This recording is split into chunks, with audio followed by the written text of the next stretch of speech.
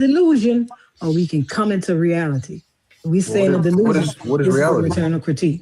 Then what is If we reality? come into reality, God is not real. What's reality then?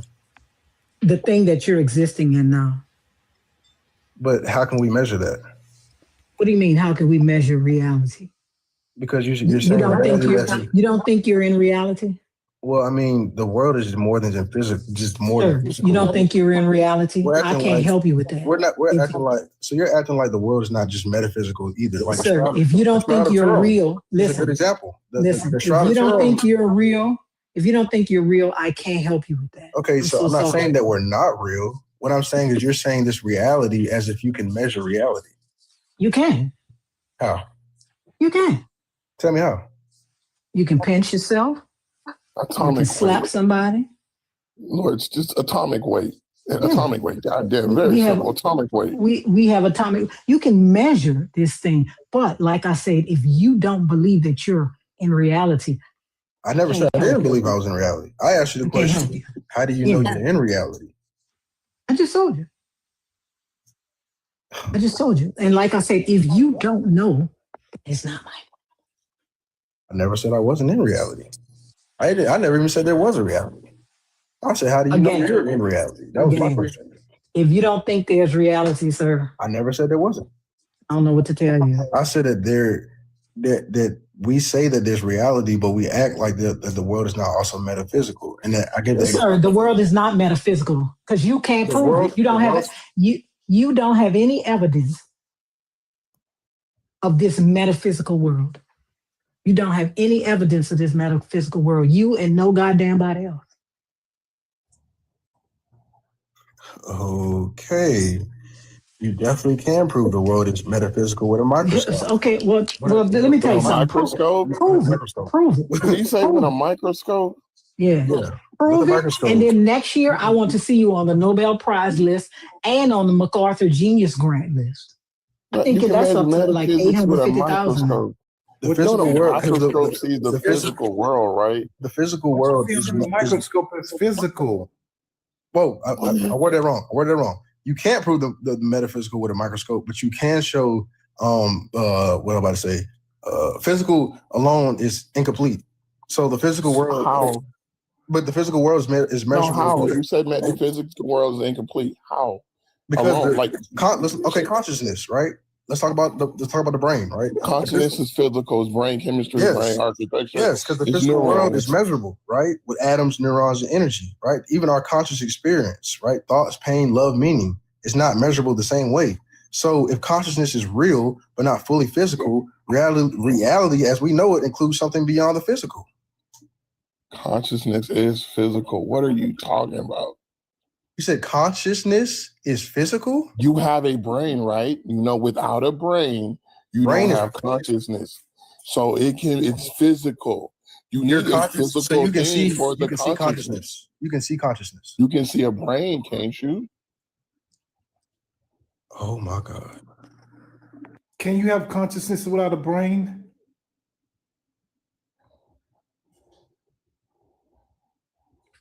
Bro, can you do? When I see George Bush, it's on motherfucking sight. You hear me? I swear. I just want to go. I'm gonna take my earrings out, take my watch out. It's on sight. Your argument is, can you see consciousness in the? Well, you said we can see consciousness because it is the brain. It's on sight. But we've never, as humans, we've never observed human consciousness without a brain. True, but that does not mean that consciousness is the brain. One thing that doesn't have a brain that's conscious.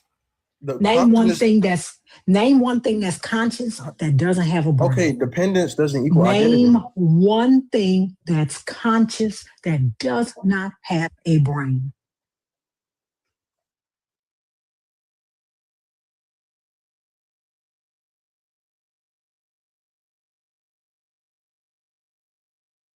God. Okay. Because, wow.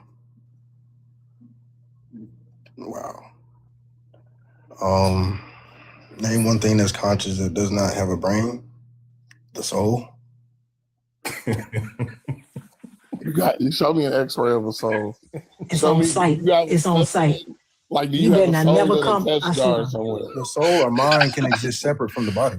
Hey, you funny. So you've seen a soul exist. I want you. You have no. Your question. I just answered your question. Evidence. You don't have any evidence that a soul even exists. Neither do you. That it don't. Oh my! We don't need evidence that it doesn't exist. I don't need evidence that it do. No one has proven a soul.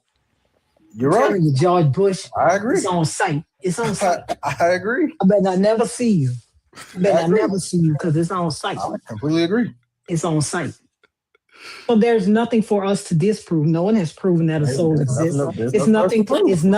It's nothing for us to disprove or prove. It's okay. So if it's nothing to prove or prove, then why are you? You want to know the bad thing, Lord? They've tried to prove over and over again that the soul exists, and they have failed every single time. So if the experiments keep failing, when is the likelihood that some of these people might come to the conclusion we don't actually have a soul?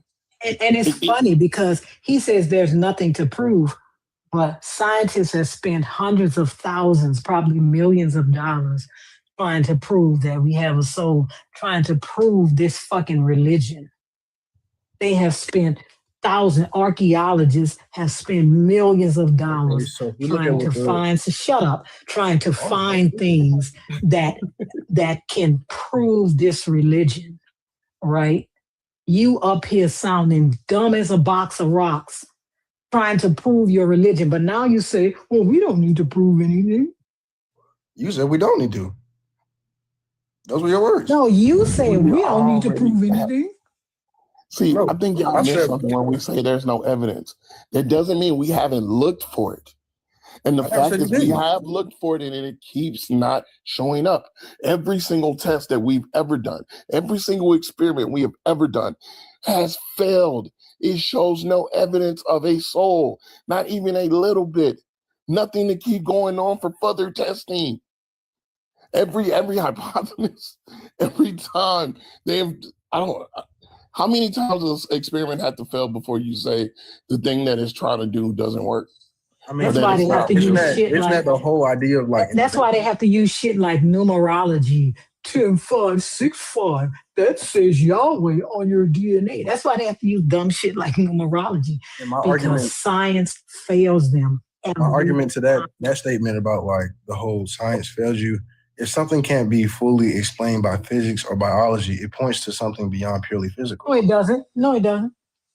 No, it doesn't. It does not point to anything purely shit. Science explains the brain, but not why I experienced life at all. Got it, I got. No, you experienced life because your parents was fucking one day. Do you think you would be here if your parents hadn't fucked? I mean, I don't know where I'd be. I mean, no, I'm asking if your would you be here? Would they go outside? Would you know where I'd be? Listen, would they go outside and would you just be in a basket? I don't know where I'd be. Could they order a baby?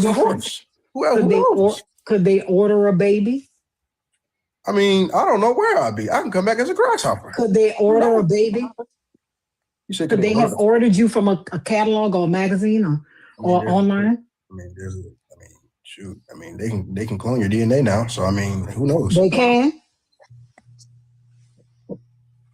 They can. Read on it. Are you trying to have a conversation in good faith, sir? Oh no, he's not. I mean, I'm going off the energy, so I mean. No, I'm asking you directly. Are you trying to have a conversation in good faith? Is that what you want to do, or do you not want to do that? Because if you don't want to have a conversation in good faith, I'll go back down to the comments and you can continue on with your goofy responses. Where's this? What do you want to do? Where's this energy coming from? I'm coming up here asking you directly because I don't want to waste my time. That's all, right? So I have something that I want to say to you. I have a conversation that I want to have with you. But if you don't want to engage in good faith, why would I waste my time? I mean, that's why I'm asking you. What would you like to do? I mean, I don't know why you would want to waste your time, but I also don't know why. That's why I'm asking you, bro. I don't want to waste my time. Do you understand what I'm saying? You have 2 ears. I've explained it twice now, bro. Come on. And I completely understand you, but no need to call nobody goofy. Okay, yeah. It was a goofy response. It was a goofy response, and you know it. Okay, so you do want to Have a conversation in good faith. Fantastic. Can you define what metaphysics is, please?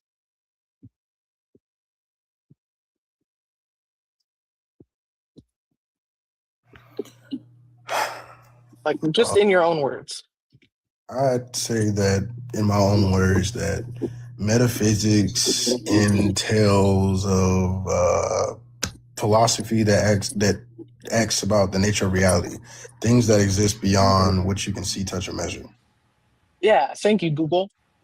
Awesome. It's not now, Google. can metaphysics be proven? Can metaphysics be proven? There's no Google here. I honestly don't care. Can metaphysics be proven? I am very intelligent. I don't need Google. Can metaphysics be proven? Can it be proven? Oh, can it be epistemically proven? I mean, justified? I mean, yes. Physical proof would be seeing, touching. Okay, give me an epistemic justification for the metaphysical claim of a soul.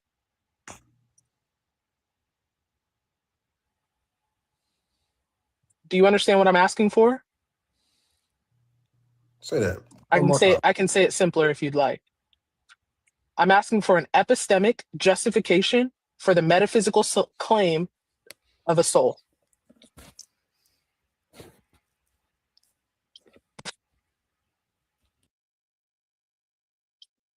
I can break it down if you like. Okay. So I'm just gonna break it down in my own head. Epistemics about, I'm guessing, about knowledge. No. Justification is about having good reason, evidence for a belief. An epistemic justification is like what makes a thing a thing. What evidence do we have? What evidence do we have that justifies a belief in a service? Do we have that justifies for it? What's your justification for it? I would say epistemically. Okay, we're looking at this epistemically. I would say. Do you know what that word means? Yes.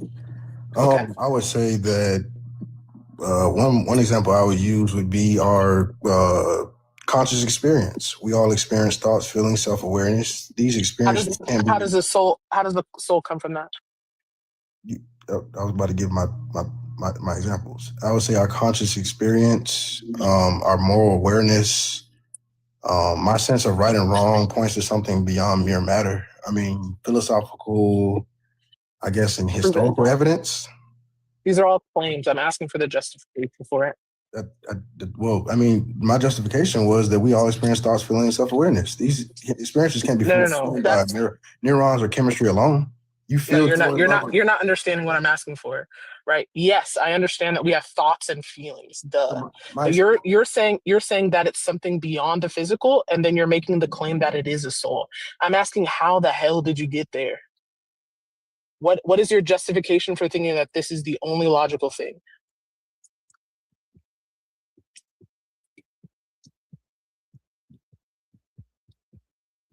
Hello? Is anybody muting you, or what's happening here? I'm actually thinking, because like these are not questions that you just give an immediate answer. You gotta just sit and think about it. Okay, I'll give you 1 more minute of my time. Okay, I just picked up my wife from work, and then I'm about to go eat dinner with her. Okay, but I hear you. But I hear you on the. But listen.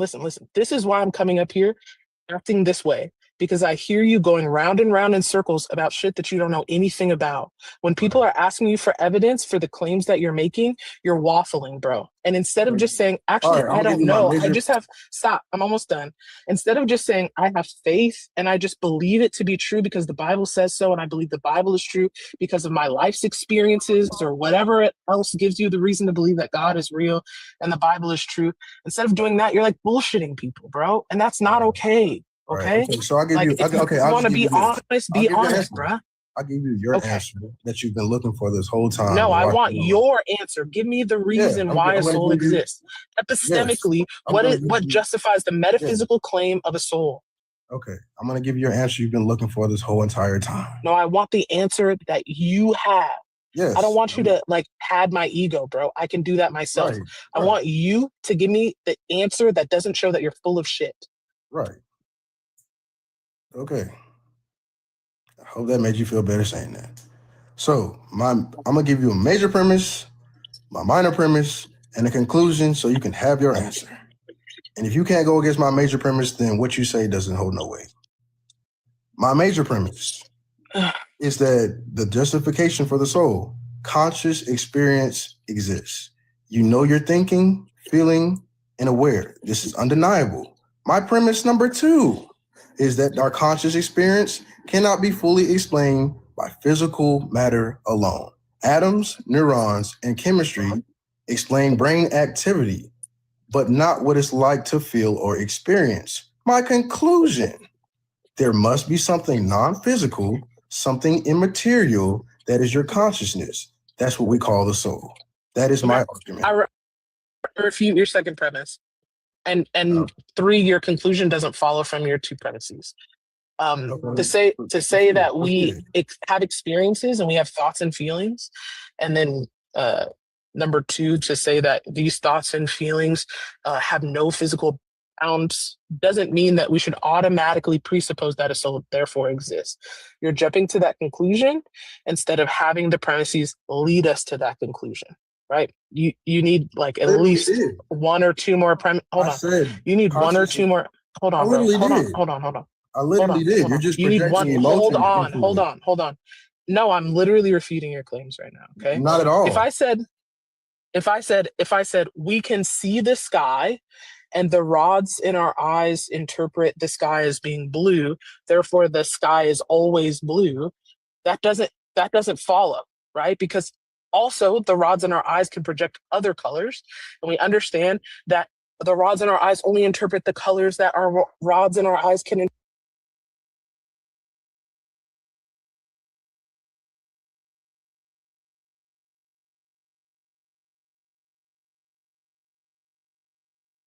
Yeah, so what do you think in the chat? Let me know your comments. I'll go through some of these right here. We got Roy Chess says evidence is always a physical thing. It will not work on something that is not physical. We know that. We know that there are chemicals that are going, like very simply, we know that there are chemicals that are going off in our brain that tell us how somebody is feeling or thinking given any certain circumstance. So we do see the physicality of those things. Now, I can agree that, yeah, we don't know everything that there is to know about consciousness, but that doesn't automatically mean soul, right? You're jumping to that conclusion, and your conclusion doesn't follow from those 2 premises. Those are my 2 refutations. Okay, so now my argument from what you just said is I explain matter of fact, I'll even explain what deduction is. Deduction is reasoning from general truths to a specific conclusion. Can we agree on that? Sure. Okay, my general truth was that conscious experiences exist and can't be fully explained by matter. My specific conclusion was therefore something immaterial, the soul, must exist. Deduction isn't guessing. Could it be another reason? Right. So deduction. Could it be something else? Okay, let me finish. Deduction isn't guessing. I'm asking you a question. Could it be something else? Let me show you how I structure my argument to show that it actually holds weight. I understand what a deductive argument is. Right. I'm asking you. What I'm saying is from a guy that didn't know what epistemological claims are. I told you what it was. I'm asking you. Could it be something else? I told you what an epistemological, whatever, however you say it. I told you. Yeah, you didn't know. I told you what it was. I'm sorry that you're so concussed. I literally broke down. But I'm asking you a very, I'm asking you a very basic question. Hey, bro. If you're scared, just say that. I'm asking you a very basic question. Don't forget emotional. Could it be something else? Yes or no? You said what? Oh yeah. Now you don't know. Maybe stop interrupting me when I'm speaking. Could it be something else? Stop projecting. Yes or no? What would be something else? Oh God, now you don't even know where we're at in the conversation. Could the explanation for consciousness be something other than a soul? I didn't hear could the what be the expert? Okay. Zip your mouth while I make my claim again.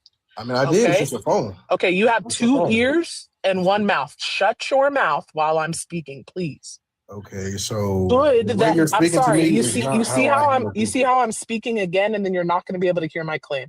I'm Because telling you you you that I'm literally strapped project for. before. Hey, bro. I'm strapped for You're time. not Please gonna talk to listen me to like me that while and I'm expect me. speaking. Hey, shut your mouth. I'm You're speaking. not talking to Okay. I have shit I need to do. no, And so I'm trying to get I'm my not gonna talk to argument you out, about that. but you're being childish right now and you're scared and you're running from the argument. If You're you doing it weren't again. scared, you would zip your trap. Okay.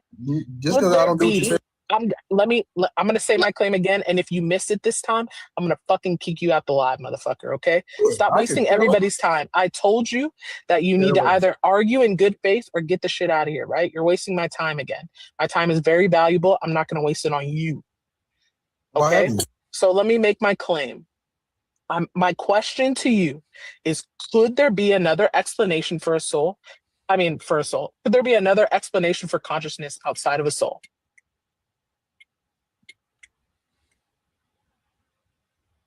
I hope you heard my question for the fourth time. I actually heard it this time. Awesome. Good job. Yes, there could be other explanations for consciousness outside of the soul. I say yes. Great. So, how did we deduce that it could only be a soul that's responsible for this? Some people argue that consciousness is just the brain, nothing immaterial. That's called Oh my physicalism. God, bro. Physicalism says that all thoughts, feelings, and awareness come from neurons firing. From their view, consciousness doesn't require a soul. Okay. This is the foolishness that you were doing before, right? First of all, metaphysical claims is a philosophy. So I'm gonna stop it right there. And Courtney, Peace. can you hear me? I can. Can you hear me? Yeah, how you feeling? How you feeling? All right, I'm good. How are you? I'm doing amazing today. Thanks for asking. Any comments or thoughts on what you just saw? I came in at the end of that conversation. Like when I started commenting in the chats, that's when I jumped over here. But it's interesting. I wanted to know what she was about to get to because she was trying to, I guess, make a strong line in the sand between philosophical approaches and hard physical approaches. And yet I don't think you can isolate the two in order to describe either. You know what? Let me go back real quick and let's see what they're. Oh, we got Roy Chess up here actually. Let's see what his thoughts and comments were first. Hello, can you hear me? Peace. Roy Chess, how you feeling? I'm good. How are you? I'm doing amazing. Thanks for asking. Thoughts and comments on the topic today. So I didn't actually hear anything in the last 2 minutes because I was trying to come up. So what was the topic for that panel? The topic for the panel was what happens if you lose free will, but they were going into the soul, evidence for the soul. That's the topic that they were sticking on right there. Oh, okay, because it was a little bit confusing because if you're talking about that, those are not physical things. So asking for evidence for something that's non-physical doesn't make much sense. Right? So the reasoning is the issue. So what they were doing was putting science over everything. Like science is the God type of thing. Not to say it's a deity, but they worship it like a deity. Like it's a thing. Like you might as well have a statue and call it science and then worship. Yeah, right. Like science was a physical object. Yeah. I see exactly what you mean. Oh, his definition of deductive reasoning was off also. He's just reading a misinformation kind of definition, because that's like what you find online in a lot of books that are not written by experts in the field. So that's why it's not acceptable, because you could have a deductive argument without specific premises. You don't need general to specific. I can give you all general or all specific, and it would still be deductive. Facts. I mean, I think any appeal to a general thing is also an appeal to a specific thing in contrast to other things.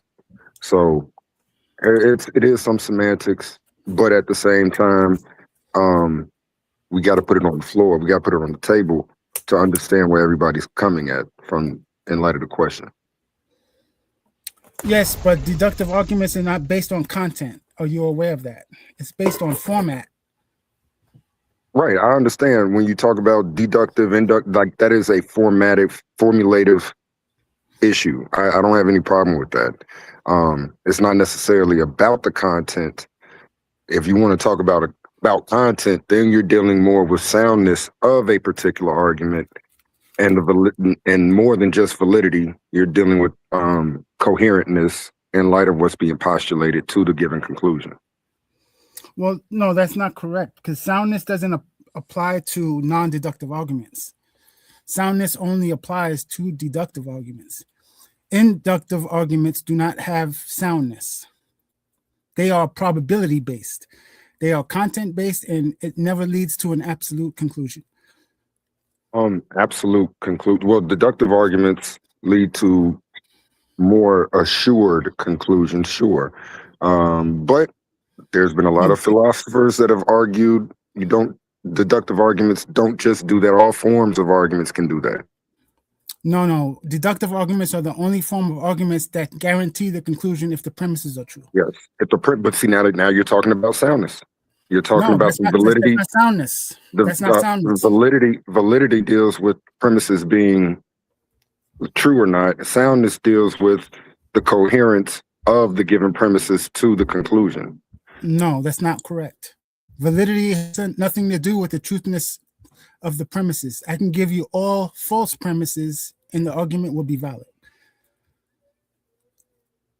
Right, because I don't have a problem with that, because when you talk about validity, we're not talking about if it's actually deductively or inferentially true or inferentially sound. I don't have a problem with that. That's half of my point. When you say sound, so in philosophy, that word usually has one meaning, and it's talking about an argument with all true premises, and the conclusion must be valid and also true. Correct. Right. So it's a combination of things. So I agree. Soundness doesn't just mean the statements are true. I agree. They have to also cohere with each other in light of the inferences and what's being posited. What do you mean by that? It's only format. It's not. It has nothing to do with soundness. Semantics. Soundness doesn't have to deal with format. Soundness has to deal with the actual premises and how they demonstrate the conclusion and the validity, like the truthfulness. Okay. Can you give me some examples? So format has to do with the validity. Soundness is just whether they apply to reality or not. Right. If the form is true and like the premises are true and the conclusion necessarily follows in deductive arguments.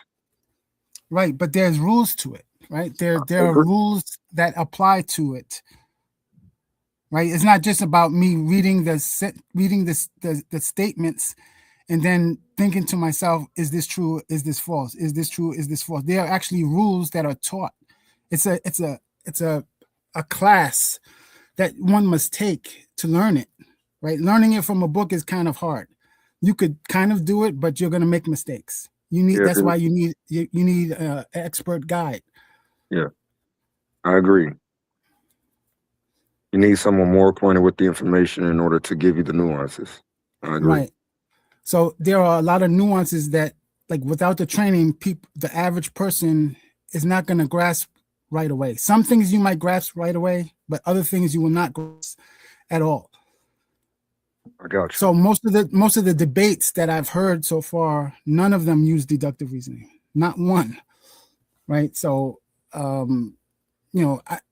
I think that it would enhance the debater's ability if they learn deductive reasoning and maybe include that sometimes in their debates. It would enhance their results. Not trying to be doing that. I got you. Not trying to be too intrusive over your own personal experiences of watching debates, but you're talking about debates in the community, or you're talking about debates in general, like faith and non-faith debates? No, debates in general, like on channels, like channels that have debates on them. I've seen a lot of them, and almost all of them are informal. None of them are deductive. Okay. I don't think that most people on those type of channels know the difference between deductive and inductive. I agree, or abductive, or any of the other forms, structures of an argument. I agree. Okay. I have you ever seen a William Lane Craig debate or James? Broken. Have you ever seen or listened to a William Lane Craig debate or James N. Anderson discussion or debate? William Lane Craig, I've heard of. Yes, I've seen some of his debates. You don't think he's using or attempting to use deductive rationale, deductive logic?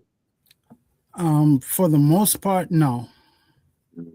I Okay. mean, you can try to pass it off as deductive, but it's not deductive. I mean, deductive would literally mean that there are rules of inference being used that force the conclusion from the premises. Right. And you would have to know those rules of inference, and the average person doesn't know them. Right, but William Lane Craig is someone who's double PhD in philosophy and theology. You don't. Are you suggesting he doesn't know? I'm not suggesting he doesn't know. I'm suggesting that in debates, it's not often used because the audience probably won't be able to follow it, and they're not going to be able to say if he's right or not, or if the other person is right or not, deductively. So I think that most debaters are not using it for the most part. I got you, because I normally do not argue. Depending on the topic, depending on the issue, I know, and depending upon who I'm talking with, I normally do not argue deductively necessarily. Like, I think you can construct. So, like, I would use more or less like a Immanuel Kant, a Kantian type of assessment of things, but I'm not Kantian. But I do normally argue more or less on the basis of necessary presumptions that will make coherence or whatever being argued coherent. So it's not necessarily the deductive. Let me just contrast this for you. William Lane Craig, he uses the Kalam cosmological argument. I think that is a deductive argument. All things that begin to exist. I don't even. What happened? He fell off. He was kind of breaking up also as he was going. Are you there, A1? You muted? Oh, I'm muted. Yeah, he said. I mean, he sounded clear on my end. He's back right here. Here we go. Oh, okay. He was starting to break up as he went out. Yeah, Roy Chess is on the panel, King Hurt. Yeah, my bad. I don't know what happened. I was talking, it must have faded out. But yeah, William Lane Craig, he uses the Kalam cosmological argument. I have a lot of problems with the Kalam cosmological argument, not only with its structure, but what its intended force is intended to be. I don't think it actually demonstrates the point. So, but I do think that structured argument and the way he has formulated it is deductive in its format. If it were 100% deductive, that means there's no way to avoid the conclusion if the premises are true. That is, if you accept the premises are true, you must accept the conclusion. You can't say I accept the premises but reject the conclusion. So if you can do that, that means it's not deductive 100%. That means you're doing something else. You have something else in there, right? Because if I give you that, all men are mortal, you are a man, therefore you are mortal. If you accept my premises, you cannot reject the conclusion. You don't have an option to reject it. You have to concede to it. Yeah, but like, for example, each premise needs justification before we get to the conclusion. So one rhetorical question to ask would be, in the barber syllogism you just gave, have we tested that all men are mortal? And so, like, just by means of the fact that has not been tested, or that Socrates was a man, the fact that at least one of those two premises haven't been tested and demonstrably proven, it's many more assumptions, inferences being linearly dragged along to the conclusion. You see what I'm saying? Well, yeah, I see what you're saying, but the issue is this, that whether they are scientifically proven or not doesn't change the truth of the statements, right? So truth statements don't necessarily get their truth value once you become aware of them. That means if I make a statement to you and you don't know whether it's true or false, and then time passes and then you find out I was correct, what was the truth value of my statement? But where in the physical sciences are they in? Do the physics telos into truth? Physics and naturalism, telos isn't truth. It's an explanation about what's occurred between physical interactions. You're saying it's not a truth? I'm saying that it's an explanation. It's an explanation, but it's not telling you that it's true or not, is it? Correct, no. Okay, and it doesn't seek to do that. It's only seeking to describe physical phenomena. So when you ask whether the premises are true or not, what are you asking? Oh, well, see, truth is an aspect of reality that I think is primarily conceptual. I do not think it is a physical. Truth isn't something physical.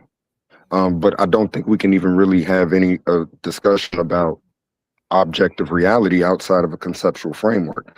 So before you even begin to do science, you have to assume so much.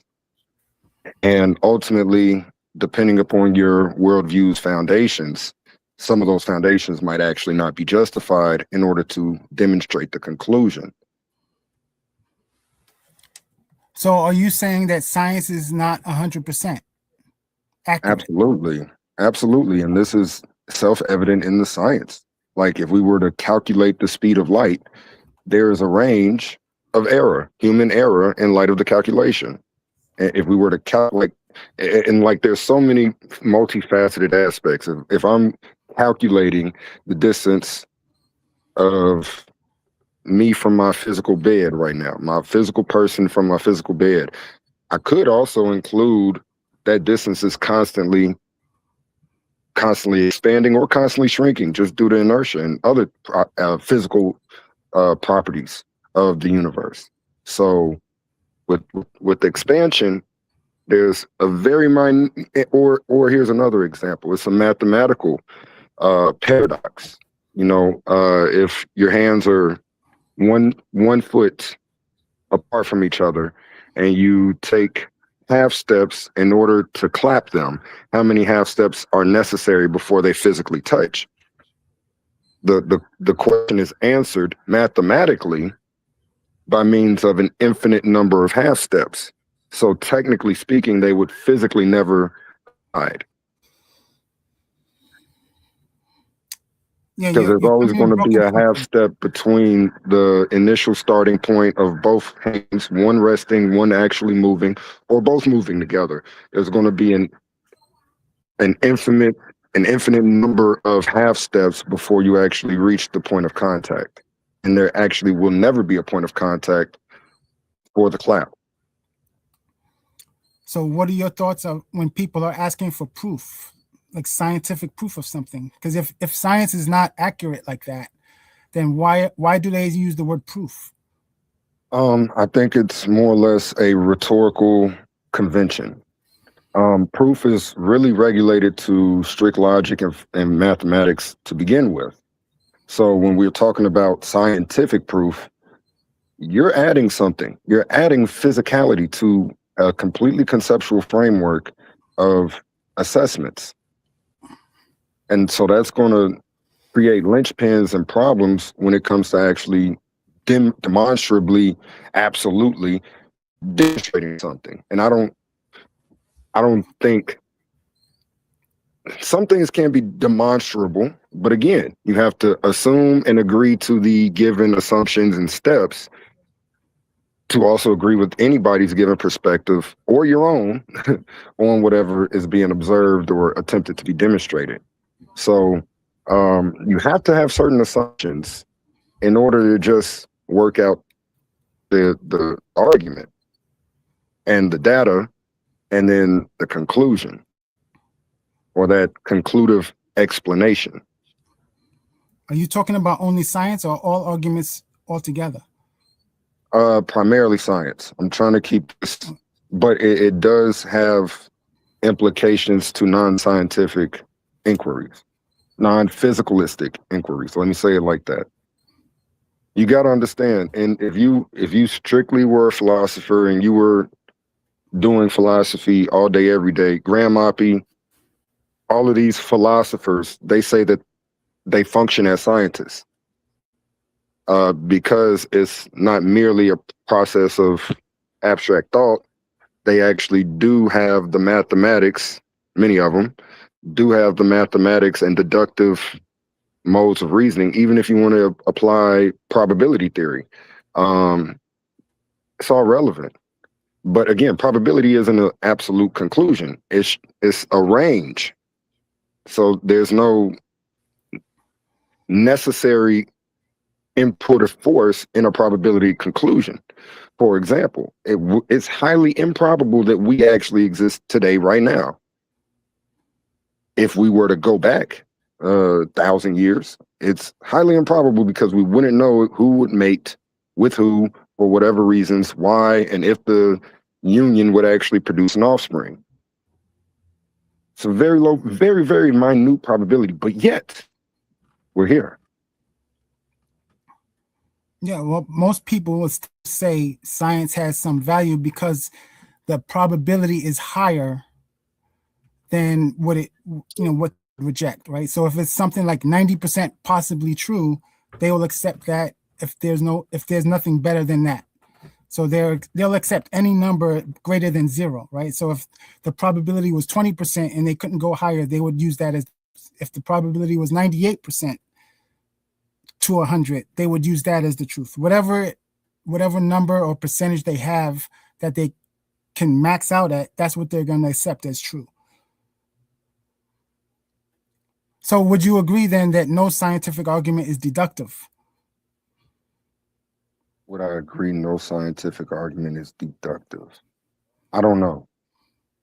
I don't know. That's what you said. No, because deductive is about the form of the given presentation. It's not about the actual premises being true. It's about the form, the structure of the argument. Right, but if the form, well, it's not just about the form, right? There's other things included in it, but form is probably one of the most prominent things that you're evaluating, right? The thing is, what makes something deductive is, do you have to accept the conclusion if the premises are true? It's not probable. Logically, you should, yes, but see, now this is again, and so as soon as you get to that last portion, ought you agree to the conclusion in a deductive argument? You ought to, yes, you should, but again, that is not necessarily a physicalistic thing. That's a moral aspect in light of the application of the argument. So that's a new concept being brought into the assessment of the argument, which isn't actually part of the premises.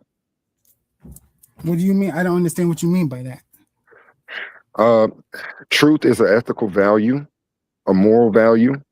I don't think morals and ethicals, huh? You say truth is a moral value? Yes. Why? Because you should follow it. Yeah, but there are different kinds of truth. Are you aware of that? Yes, I am, but you still should follow the truth. No matter which kind? Explain to me the modes of truth that you're articulating that should not be followed. Well, for example, there are contingent truths. Now, contingent here means that the outcome does not always mean that it's true. Sometimes it can be false, right? So should you follow that? if I give you an example, probabilistically, it would depend upon that mathematics. Like, it will be probable, right? So, it also can change over time. That if I give you the same question now and 10 years from now, the answer might be different. So, what should you do?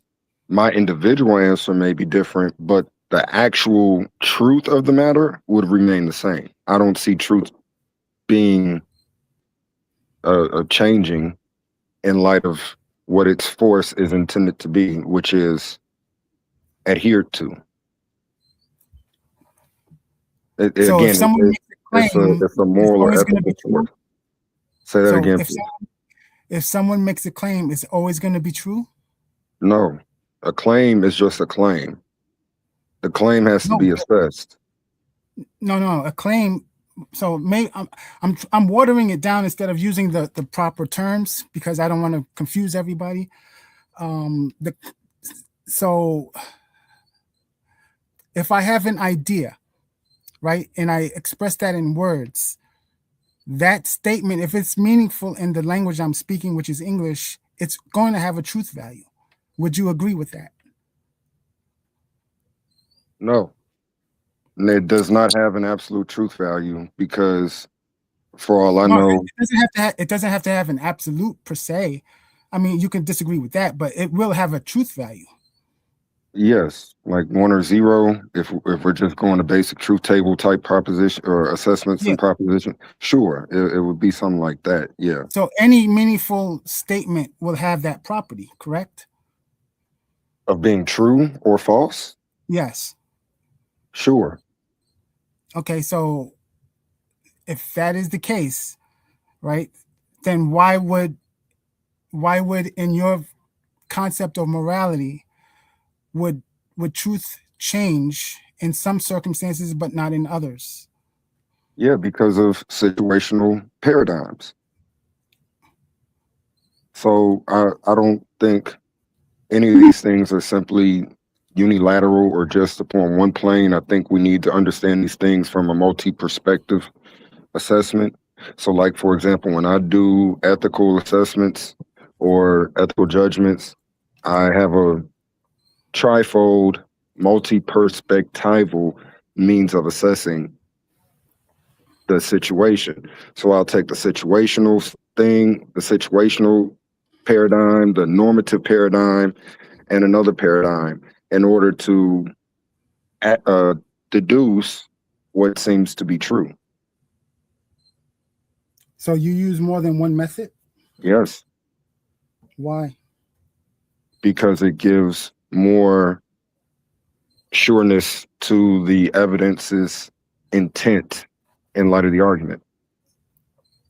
So I was going to ask you, are you a moral relativist? Because that's what it sounds like. I'm not a moral relativist. That's why I said truth doesn't really change. It's always going to remain true. The situational thing, truth still is there. Like, yes, if I'm put in one situation or if I'm interacting, it's very much like the scientific process where you have your hypothesis, variables, and a constant. So the variables and constants are truthfully all functioning legitimately in light of those paradigms they're in light of those situational environments they're in. The assessment is going to allow for deduction about what's consistent. And that deduction of what's consistent is the scientific explanation of what we believe is actually physically happening. Well, science doesn't use deduction, not fully. I think you have to use deduction in science, like, because you can't. I think you can. It's impossible because the conclusions are never going to be absolute. So that means it's impossible. Well, we have already agreed that deductive arguments do not necessitate an absolute conclusion. So yes, I think you're negating that point of agreement that we already have. We didn't agree to that. Well, I thought we did. I'm sorry. They absolutely do require absolute conclusions. Deductive arguments do, inductive arguments do not. What? I mean, that's debated amongst philosophers. No, it's not. Yes, it is. No, it's not. And logicians. That's standard 101. Yes, 101. I'm glad I'm talking about 202 and 504. Yes. Yeah, but The you're not introductory going to level is violate going to. that rule. You can't violate that rule as you go up. That rule is never violated. The whole point of philosophy is to engage in critical assessment of thought processes regarding whatever's being assessed. But there's a methodology to do that. Yeah, there's a lot of different forms. There's a lot of different modes. Again, we can ascertain truth without physical scientific demonstration. Mathematical truths, like 1+1, usually, and again, like this in and of itself, I'm taking so many assumptions in light of this assessment. All you got to do is change the decimal point or the decimal system, and then you would get a different conclusion. But in our modern application of basic arithmetic, 1+1 equals 2. That is a non-physicalistic conceptual reality because numbers do not exist. The numbers are representative of value, quantity, or an accounting. So the number 2 does not exist. The number 1 is not a physical thing. Now you can make it physical by drawing it on a board, pressing the keyboard button on your phone, keyboard, and then you can also make it disappear by deleting it, erasing it off your board, pressing the delete or backspace button. But yet, that truth of 1+1 about content. I'm sorry? This is why deductive arguments are not about the content. This is exactly about content. No, not what you just said. It definitely is. Why it's not about content. I'm explaining why it's relevant to content, because 1+1 does not always equal 2 in mathematics. Again, yeah, it's based upon the assumptions you're bringing to the numbers and the assumptions you're bringing to the matter to begin with. And so, like, if we're using our modern construction of numerical, basic arithmetic numbers, mathematics, and we're not using, say, the Mesopotamian system for mathematics, where they're doing sexagesimal numbers or hexagesimal numbers, then or the base set, the base form, then you will get different mathematical equations depending upon the math. Like, yeah, but you have to make the standard known. Like, you can't just say it in general. You would have to give up that information at the start of the discussion. You can't like bring it up halfway through the conversation. Oh, I'm going to use these rules now. You have to lay down the rules before you have the discussion, correct? So the details you start with is the details you're supposed to be working with. And then you should have an absolute conclusion if 1+1 is 2 or not, if you're specific enough. I think that is the case. That's why in many situations, our modern arithmetic method is 1 is equal to. But you're breaking up. I mean, we could use tens instead of small. We could do tens, and then that would definitely be even more irreconcilable to. And again, like there's so many assumptions brought into these questions that ain't really being parsed out. And I think that's normal. Assumptions, though, you shouldn't have the assumption. You should lay those out first. But most mathematicians, for example, do not talk about what numbers are. You can ask them to define it. If you're having the discussion, you can ask them to define it, and they will. As a physical entity? It doesn't have to be a physical entity. I think normally they do. They do talk about the idea, and then they bring it into reality. Yes. It is an idea, right? Numbers are an idea, but you can't bring those numbers into reality, and they normally do that. So I'm a semi-Platonist. So I don't have a problem with abstract. I'm a conceptual realist. Certain, like if you're talking a pencil, I'm talking about a pencil. we do not have to have the very same object in our physical presence in order to discuss the physical objects. And by the way, talking about a pencil, is there some type of physical property that has weights inside of our firing that is a pencil? Is it located inside of our physical brain for us to have this conversation? Like, this is part of the reason why I am Freudian. Sorry for introducing philosophical teachers and philosophers to the audience without a fuller background, but look these people up. Freudian philosophy is a semi-Pelagian, semi-Platonic philosophy. Plato had this idea where there were abstract realities outside of us that were there, but they're outside of us. They're somewhere, they're outside of us, but they're real. And I agree to much of that.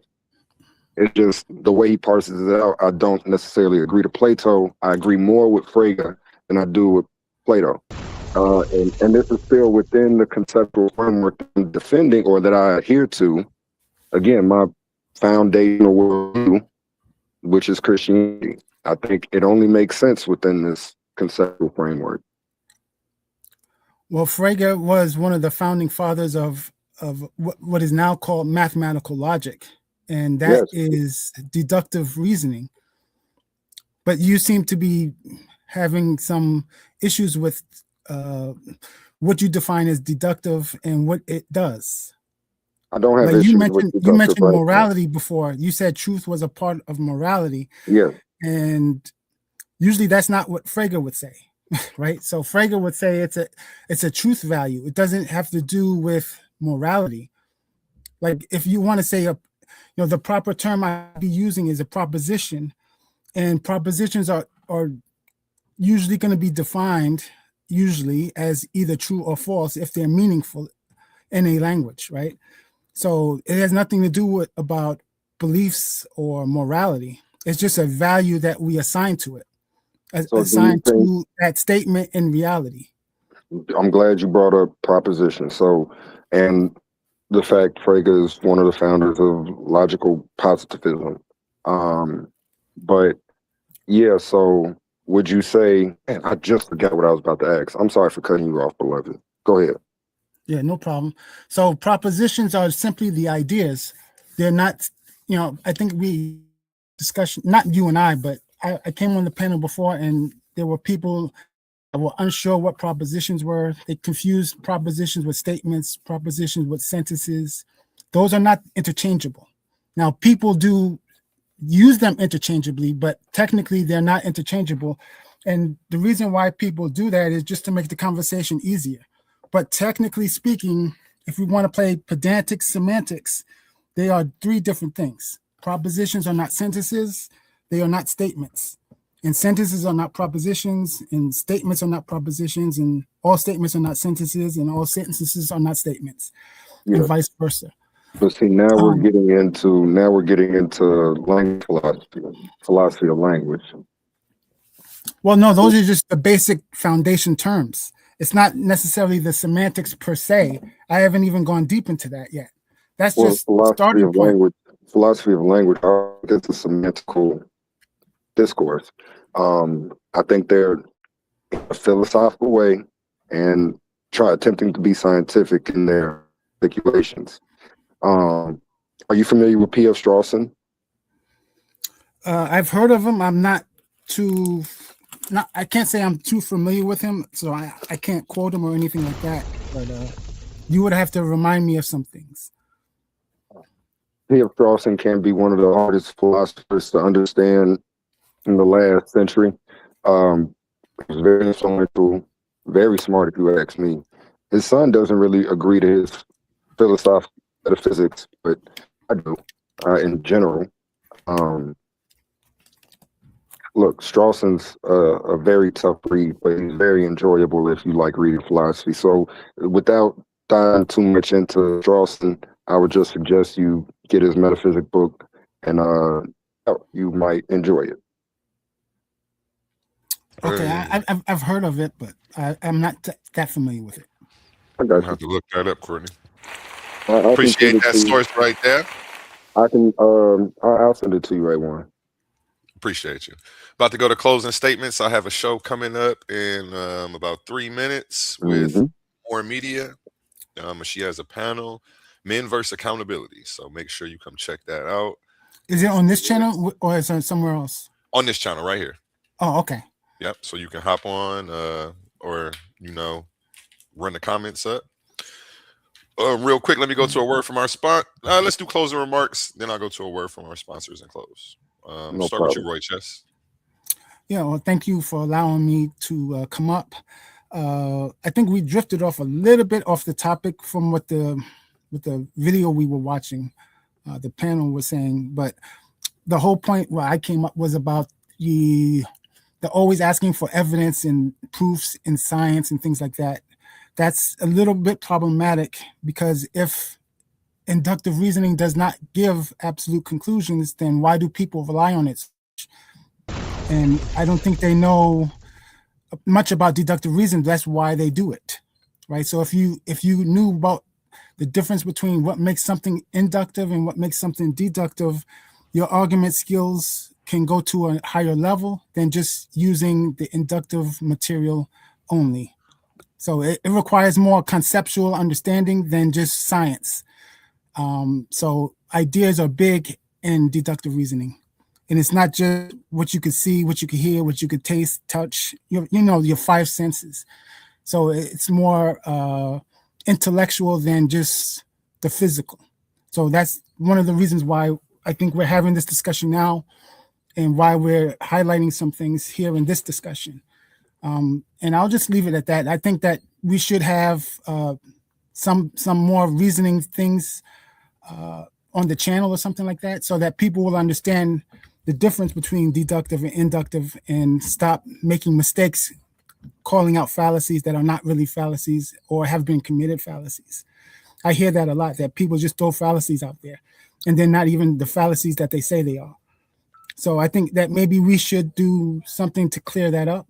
Maybe we do a panel or something so that maybe somebody could present the proper information and get some things cleared up so that people's skills can rise. Thank you. Thank you for letting me come on the panel. I appreciate. What's your name, brother? Royce? Roy Chess. Roy. Okay. I appreciate the brother Roy Chess being on the panel. I appreciate you, A1. Everybody like, comment, and subscribe, share, push this content wherever you at. I agree. We should have further conversations because I like these type of conversations a lot more than some of these other conversations we have. But yeah, I think I like Royce's idea. We should have more panel discussions about this stuff. A1, one person I think would be very, very fun to have in one of these conversations. So we might have to set that up. I'm gonna holler at him too, without saying names. But yeah. Yep, bring him on your show so that way we can get it rolling. Appreciate you, big dog. And with that being said, this was just something random I did just to kill some time. I just popped up a video from my homegirl's page and let some people hit the panel. Appreciate you two gentlemen. Go to a word from our sponsors and everybody have a beautiful rest of the night. Check back in here in 3 minutes for the episode 3 or 4 of More Media, Men versus Accountability. Let's pause the noise for a second, because if you're still here right now, you're already different. Not everyone gets this. Not everyone understands real debate, real scholarship, real intellectual smoke. But you do. This is Coliseum of Arguments. This is Titans Debate League. And what happens here doesn't survive on algorithms. It survives on the people who believe in it. When you support through Cash App, you're not just donating. You're fueling the arena. You're the reason we can bring in high-level guests. You're the reason reason we keep unbiased judges. You're the reason these debates stay sharp, fair, and uncompromised. This platform is built by thinkers, sustained by supporters, protected by the ones who know value when they see it. If this show has ever sharpened your mind, has ever entertained you, or has ever challenged what you thought you knew, then Cash App is how you say, keep this going. Not everyone contributes, but the ones who do, they're part of what makes this real. Coliseum of Arguments, Titans Debate League, powered by the people who get it.